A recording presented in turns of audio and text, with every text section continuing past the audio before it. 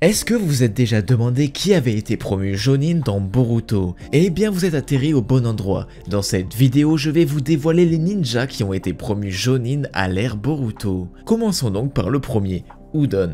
Udon était un genin à l'époque de Naruto et membre de l'équipe Ebisu, avec Konohamaru et Moegi. À un moment donné, après la fin de Naruto, il a été promu au rang de Jonin. Bien qu'il ne soit pas extrêmement puissant, il est suffisamment doué pour diriger un groupe de shinobi très prometteurs comme Denki, Iwabi et Metal Lee. Ses compétences en Suiton ont été quelque peu affichées dans la série Boruto. Cependant, la véritable étendue de ses pouvoirs reste inconnue. Moegi est un ancien membre de l'équipe Ebisu avec Ugon et Konohamaru. Elle a également été promue au rang de Jonin à un moment donné après la conclusion de la 4ème Grande Guerre Ninja. Contrairement à Udon, elle s'est forgée une solide réputation et est connue pour ses compétences dans au moins deux natures de chakra, le Suiton et le Doton. On connaît notamment sa technique de barrage de balles d'eau. Mais ce qui est spécial chez elle, c'est qu'elle est capable d'utiliser le Mokuton. Bon, on sait pas exactement comment c'est arrivé, mais elle a ce pouvoir héréditaire. Hanabi est une Kunoichi de Konoha et l'héritière du clan Hyuga. Après la 4ème Grande Guerre Ninja, Hanabi obtient le rôle de Jonin et elle est l'une des Jonin les plus fortes de Konoha.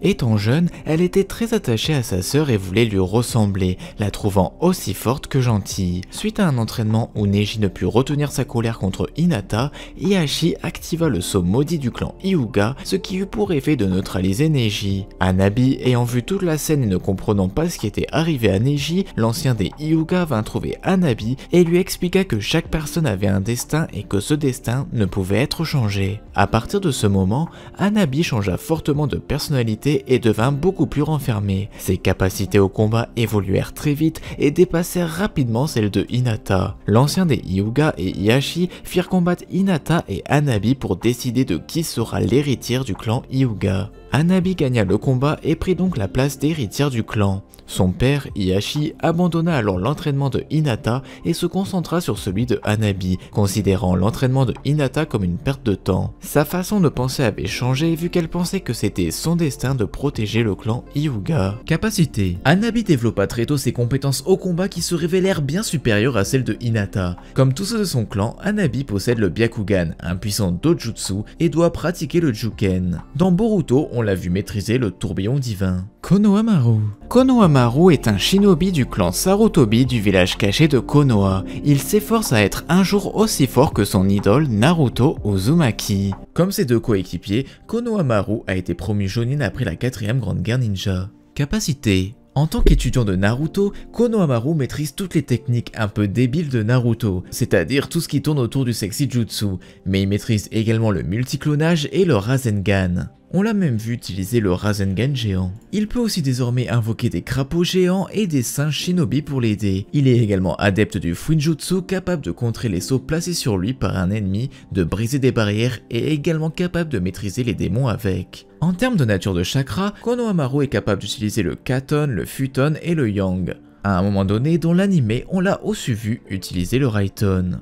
À l'ère Boruto, nous avons vu Konohamaru aussi utiliser des armes, un peu comme Asuma. Et comme son grand-père, Konohamaru maîtrise le Bojutsu, c'est-à-dire l'art de manier les bâtons longs. Shikamaru utilise la manipulation des ombres. C'est une technique qui permet à l'utilisateur d'étendre son ombre sur une certaine aire. Une fois que son ombre touche l'ennemi, les deux se fondent et la victime se voit forcée à imiter les mouvements de l'utilisateur. Avec cela, il maîtrise l'entrelacement des ombres, qui est une technique d'emprisonnement par les ombres. L'ombre de Shikamaru se subdivise et se transforme en une ombre variable de pics autour de l'ennemi pour l'empaler ou l'emprisonner. Il y a également l'étreinte mortelle de l'ombre, qui est une technique d'étranglement avec ses ombres. Il y a également l'invocation des ombres, qui est un ninjutsu utilisant des ombres matérialisées, mais à la différence de l'entrelacement des ombres issus de la même lignée, cette technique met l'accent sur le contrôle minutieux des mouvements de l'ombre. Elle est précise même pour faire en sorte que les tentacules passent par des trous minuscules. Avec ça, il y a l'étreinte du vent où Shikamaru matérialise son ombre et augmente sa puissance qui devient comme de l'acier.